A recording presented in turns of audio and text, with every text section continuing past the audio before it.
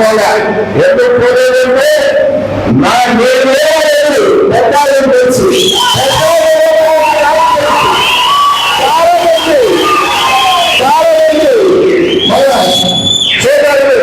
వాళ్ళందరూ పోతున్నారు, వాళ్ళందరూ పోతున్నారు బాబా. మనం కూడా పోవాలంటే వీళ్ళంతా మీరు ఎవరో టెన్షన్ పడద్దండి. పెద్ద కృష్ణ అనే మీనాక్షి అనే ఒక పేరు తప్ప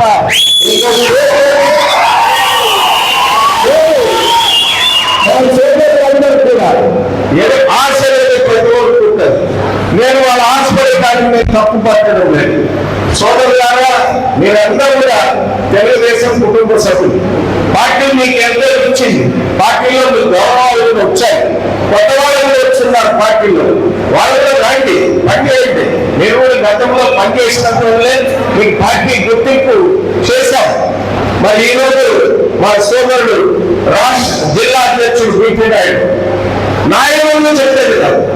ఎక్కడ పోయినా అనంతపురంలో ఎక్కడో నాకు చాలా మంది అనంతపురంలో నా సహచరులు ఎమ్మెల్యేలు ఎంతో మంది ఏమన్నా బీపీ నాయుడు నీవే పోడు అన్న నిచ్చే ఈరోజు ఈ స్థాయిలో ఉండాలని చెప్తానంటే అదే విశ్వాసం లేదంటే అది బీపీ నాయుడికి వాల్మీకి సదస్సులో ప్రోగ్రామ్ జిల్లాలో పెట్టాలంటే కర్నూలు నాయుడు మీరే పెడతామన్నారు. అంటే పార్టీ ఎదుర్కోవడం లేదంటే మీటింగ్ సక్సెస్. 10,000 మంది సోదరులు వాల్మీకి సోదరులు మీటింగ్ పెట్టాం. 10,000 మందికి ఎక్కడ కూడా ఇబ్బంది కాకుండా అందరికీ మంచి భోజనం పెట్టాం. ఆ రోజు పార్టీ అయితే పిచ్చి, నాకు పార్టీ అయితే పిచ్చి. ఇప్పుడు మా నాయకులు బీసీ నాయకులు మన వాల్మీకి సోదరులు ఇక్కడ పొడవు సామాజిక జిల్లా అంతా తెలియదు. నా కోర్టులో నేను చెప్పడం వాళ్ళకి అర్థమవుతాయి. పార్టీ అయితే అంత ఇదిగా చేస్తాం మేము. పార్టీ అయితే అంత పిచ్చి మాకు. మొన్న పార్టీ మీటింగ్ పట్టుకోవడంలో జరిగింది. పార్టీ రిపోర్ట్ పట్టుకున్న ఫస్ట్ సెకండ్ కాదు. ఎందుకంటే అంత ఉత్సాహంగా అందరు చెప్పినారంటే పరిగెత్తి వస్తారు. మీరు అది ఏమన్నారు, మీకు పని మీ పక్క పెట్టి వస్తారు. నేను సంపాదించింది అదే, మీ ప్రేమ, మీ విశ్వాసం. నేనేం సంపాదించా,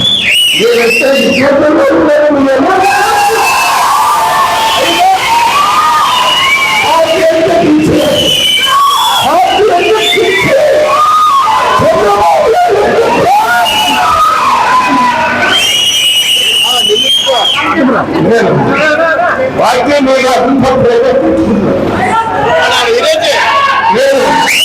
పార్టీ అయితే సర్వస్వం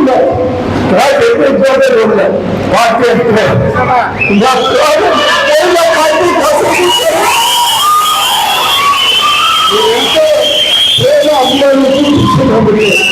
అందరికీ మరొకసారి నేను ధన్యవాదాలు తెలుసుకున్నా. రాబోయే రోజుల్లో ఖచ్చితంగా మన ప్రభుత్వం వస్తుంది. నేను ఏ స్థాయిలో మన వాళ్ళకి 20,000 ఎంతమందికి కలిపి తెచ్చాను. నా సాయశక్తుల చాలా మందికి నేను 3 సార్లు ఎమ్మెల్యే అయినా, 4వ అయినా నా పద్ధతి ఒకే రకంగా ఉంటుంది. కానీ నన్ను నమ్మకుండా క్యాడర్ చాలా మంది ఉన్నారు. వాళ్ళందరూ కూడా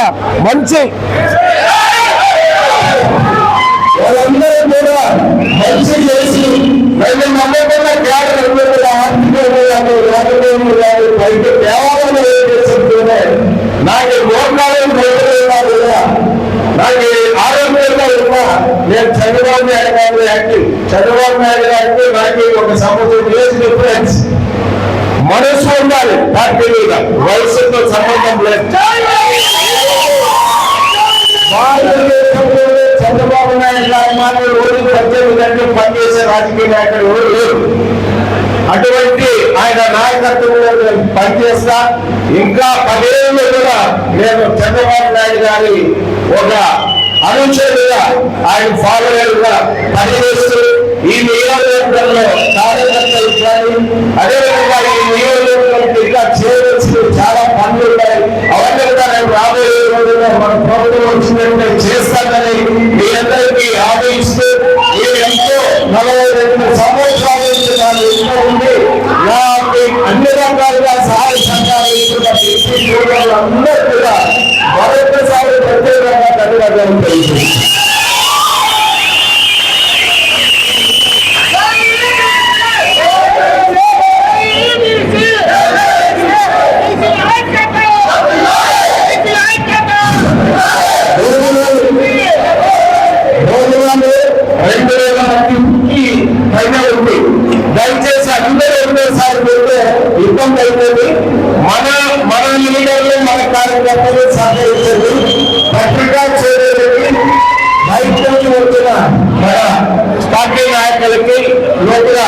ఏర్పాటు చేశారు.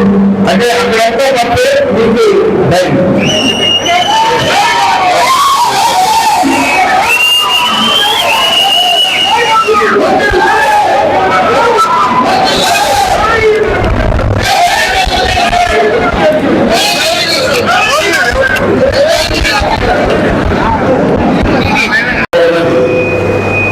నందమూరి తారక రామారావు గారు తెలుగుదేశం పార్టీకి పెట్టిన తర్వాతనే కంబైన్ ఆంధ్రప్రదేశ్ రాష్ట్రంలో ఎస్సీలు కానీ బీసీలు కానీ మైనార్టీలు కానీ ఒక రాజకీయ గుర్తింపు రాజకీయ గౌరవం అనేది కలుగజేసిన మహానాయకుడు నందమూరి తారక రామారావు గారు.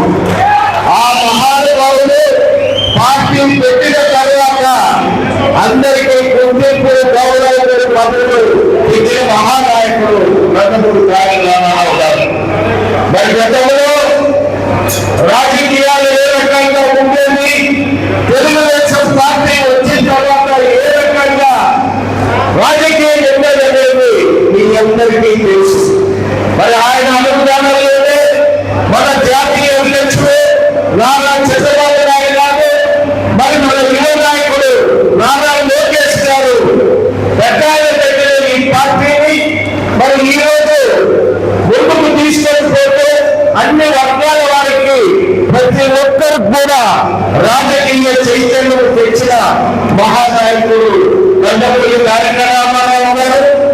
ఆయన అల్లుడు గారైన నారా చంద్రబాబు నాయుడు గారు, ఆయన కుమారుడైన లోకేష్ బాబు గారు.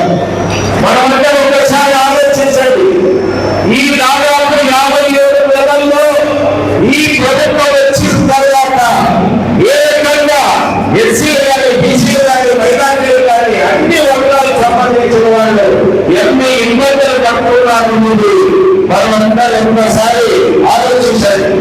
మరి ఈ రోజు బీసీ కార్పొరేషన్ పెట్టారు, 56 కార్పొరేషన్ కులాల కింద పెట్టారు. ఎక్కడ కూడా ఏ కార్పొరేషన్ ఒక ఆఫీసు లేదు, ఒక మీటింగ్ జరగలేదు. ఎందుకు పెట్టారంటే ఆ బీసీ కార్పొరేషన్ చైర్మన్లు, ఆ వేరే మెంబర్లు వారి పార్టీకి సంబంధించిన కార్యకర్తలకి పెట్టారంటే బీసీ నిధులన్నీ మొత్తము ఎక్కడపోయేది తెలియదు. ఎవరు కూడా బీసీ కార్పొరేషన్ నుంచి ఎలాంటివి కూడా లబ్ధి పొందిన వాళ్ళు ఎవరు కూడా లేదు. మరి ఒక్కసారి మన ఆదరణ నియోజకవర్గం మేము తీసుకుంటాం. మరి తెలుగుదేశం పార్టీ కుటుంబ సభ్యులు చాలా మంది ఉన్నారు ఇక్కడ.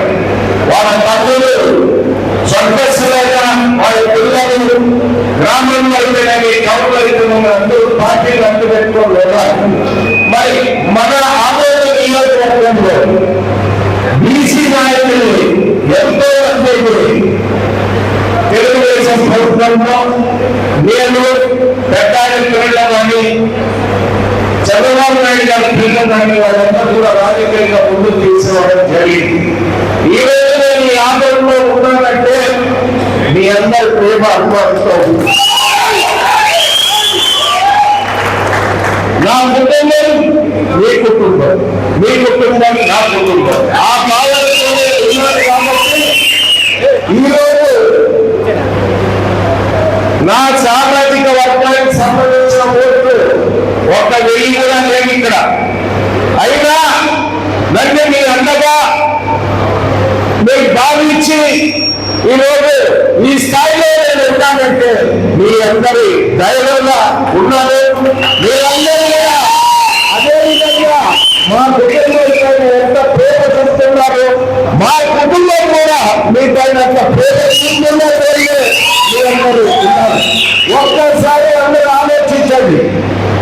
గత 40 సంవత్సరాల నుంచి నేను 94లో ఎమ్మెల్యే అయినప్పటి నుంచి ఎవరికి పైకి తెచ్చాను, ఎంతమంది బీసీ నాయకులు పైకి తెచ్చాను, ఎంతమందికి పదవులు ఇప్పించాను, ఒక్కసారి అందరూ కూడా ఆత్మవిమర్శ చేయండి.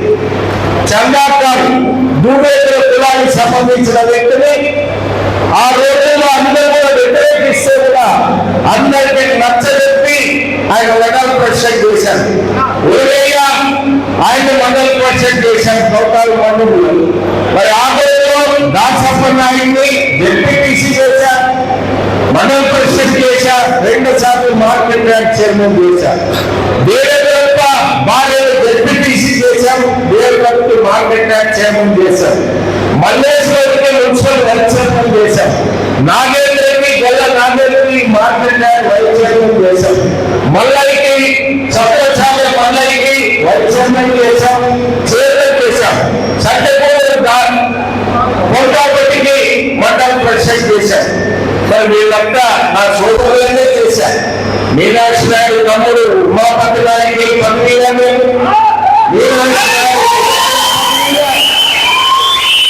నేను గతంలో చెప్పాను, మా కుటుంబంలో మీరే నా కుటుంబం. ఏం చేసినా మీరు బాగుండాలి, మీరు బాగా ఉంటే నేను బాగుంటానని భావించాను. సరే, రకరకాల మంది రకరకాల మాట్లాడతారు. నేను ఏ పరిస్థితిలో ఉన్నాననేది ఇప్పుడున్న ప్రతి నాయకుడికి తెలుసు. నా ఇబ్బంది ఏదైనా కూడా నేను పార్టీ విషయంలో మరి రామకృష్ణ గారికి తెలుసు. జిల్లాలో అన్ని చోట అయిపోయింది జేఓబీసీ. ఇది లాస్ట్, రేపుతో లాస్ట్. నేను ఒకటే చెప్తా, జిల్లా అంతా అయిపోయాక లాస్ట్ చేస్తాను. నేను మా ప్రోగ్రామ్ ఎట్లవుతుంది అనేది మీకే తెలుస్తుంది, రాష్ట్రానికి కూడా తెలుస్తుంది అని చెప్పా. ఆ రంగంలో మనం రాబోయే రోజుల్లో కూడా ఖచ్చితంగా మన ప్రభుత్వం వస్తుంది. నిజంగా ఇంగ్లాండ్లో సర్వే వచ్చింది. మరి ఇప్పటివరకు ఎంతో మందికి మా బీసీ సోదరులందరినీ రాజకీయంగా నేను పైకి తీసుకొచ్చాను. ఎప్పుడు కూడా నేను స్వార్థం గురించి ఆలోచించా. ఏ రాజకీయ నాయకులైనా అధికారంలో వచ్చి పవర్ వస్తే కనవారికే చూసుకునే వాళ్ళు చాలా మంది ఉన్నారు రాష్ట్రంలో. నేను ఎప్పుడూ ఆలోచనలో చేయలేదు. మీరే నా కుటుంబం, మీరే నా అన్నదమ్ములు, మీరు బాగుండేది రాబోతుందని ఆలోచించే నాయకులు. ఈ రోజుల్లో మీరు ఎంత ప్రేమాత్మలు నా మీద చూపిస్తారని నాకు తెలుసు. చాలా మంది నాయకులు, చాలా మంది అన్నాన్ని మీరు భయపడద్దు, మీరు ఎక్కడ గొప్ప నేర్చుకోవచ్చు, నేను పెట్టుకుంటామని చెప్పిన చాలా మంది ఉన్నారు. అయినంత మాత్రాన నేను మీ మీద భారం వేయలేదు. నాకు కూడా చాలా మంది ఉన్నారు, సహాయం చేసేవాళ్ళు ఉన్నారు. నా మీద ఎంతో మంది ఎంతో చెప్పిన అధినాయకుడు చంద్రబాబు నాయుడు గారు ఆదేశిస్తే ఆ ఆదేశాల ప్రకారం కర్నూలు జిల్లాలో ఆదోని నియోజకవర్గం నందు ఈరోజు మన పెద్దలు, పూజలు, గౌరవనీయులు, బీసీల బాంధవుడు, రైతు బాంధవుడు, బడుగు బలహీన వర్గాల ఆశా జ్యోతి మీనాక్షి నాయుడు గారి ఆధ్వర్యంలో ఈరోజు ఈ కార్యక్రమం జేఓపీసీ కార్యక్రమం నిర్వహిస్తున్నందుకు ఈ కార్యక్రమానికి హాజరైనటువంటి బడుగు బలహీన వర్గాలు, బీసీ నాయకులు, అధినేత మహారథులు, వేదిక మీద ఉన్నటువంటి నా బీసీ బంధువులందరికీ నమస్కారం తెలియజేసుకుంటూ, అలాగే వేదిక ముందర ఉన్నటువంటి నా బడుగు బలహీన వర్గాలు, జాతులు, అందరి కులాలకు సంబంధించినటువంటి అందరికీ హృదయపూర్వకంగా చేతులెత్తి నమస్కరిస్తున్నాను. ఈరోజు వైసీపీ ప్రభుత్వం, జగన్మోహన్ రెడ్డి గారు ఈ ప్రపంచంలో ఒక రాజకీయవేత్తలు ఉన్నటువంటి చాలా మంది ఉంటే ఈ జగన్మోహన్ రెడ్డి గారు 1,00,000 అబద్ధాలని, ఎవరైనా ఒక అబద్ధం ఆడి ఏదో పని వెళ్ళగొట్టుకుంటారు. 1,00,000 అబద్ధాలని ప్రభుత్వాన్ని గద్దెనెక్కినటువంటి ఈ వైసీపీ ప్రభుత్వం ఎక్కిన వెంటనే మన బడుగు బలహీన వర్గాలను అణగద్రొక్కడానికి ఆర్థికంగా, రాజకీయంగా, విద్యాపరంగా, సామాజిక పరంగా తొక్కి పారేసేటువంటి దుర్మార్గ వ్యవస్థ ఈ వైసీపీ ప్రభుత్వం, జగన్మోహన్ రెడ్డి గారు చేస్తున్నారు. ఎందుకంటే మనకు ఉమ్మడి రాష్ట్రం ఉన్నప్పుడు చంద్రబాబు నాయుడు గారు ఆర్థిక లోనంతా కూడా మన బడుగు బలహీన వర్గాల కోసం ఆ రోజుల్లో దాదాపుగా 36,000 కోట్ల రూపాయలని తీసుకొని వచ్చి కార్పొరేషన్ ఏర్పాటు చేసి మన బతుకులు బాగుండాలని చెప్పి ఆదరణ తీసుకొని వచ్చి అనేకమైనటువంటి మన కుల జాతులకు పనిముట్లనిచ్చి మీరు బతకాలి, మీరు బాగా సమాజంలో అందరూ బాగుండాలి, మీ కాళ్ళ మీద మీరు ఉండాలి, మీ పిల్లల్ని బాగా చదివించుకోవాలి, సామాజిక పరంగా అన్ని విధాలుగా మీరు కూడా బాగుండాలని చెప్పి అటువంటి చంద్రబాబు నాయుడు గారు అటువంటి దుర్మార్గులు వచ్చిన వెంటనే ఆదరణ పథకం తొక్కేసి దాదాపుగా 30 పథకాలని కాళ్ళ కింద తొక్కి మారేసినటువంటి దుర్మార్గులు ఈ వైసీపీ జగన్మోహన్ రెడ్డిని నేను తెలియజేస్తున్నాను. ఎందుకంటే సప్లై నిధులు మనకు రావాల్సిన నిధులు 75,780 కోట్ల రూపాయలు మన డబ్బులు ఎక్కడ పెట్టావే జగన్మోహన్ రెడ్డి? ఒక్కరికైనా ఇచ్చావా మా బడుగు బలిన వర్గాలకు?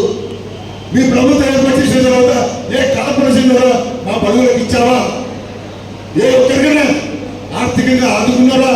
కార్పొరేషన్ బడుగు బలవర్గాలకు లోన్లు సబ్సిడీ ఇచ్చి 90% సబ్సిడీ ఇచ్చినటువంటి తెలుగుదేశం పార్టీ 10% కట్టుకోవడానికి అవకాశం కల్పించిన తెలుగుదేశం పార్టీ బడుగు బలవర్గాలకు తీసుకొచ్చినటువంటి ప్రభుత్వాన్ని మీరు మొత్తం కాల రాసేస్తే, అలాగనే రాజకీయంగా దుర్మార్గంగా మీరు ఎక్కిన వెంటనే మాకు రావాల్సినటువంటి రాజకీయ పదవులు తొలగించారు.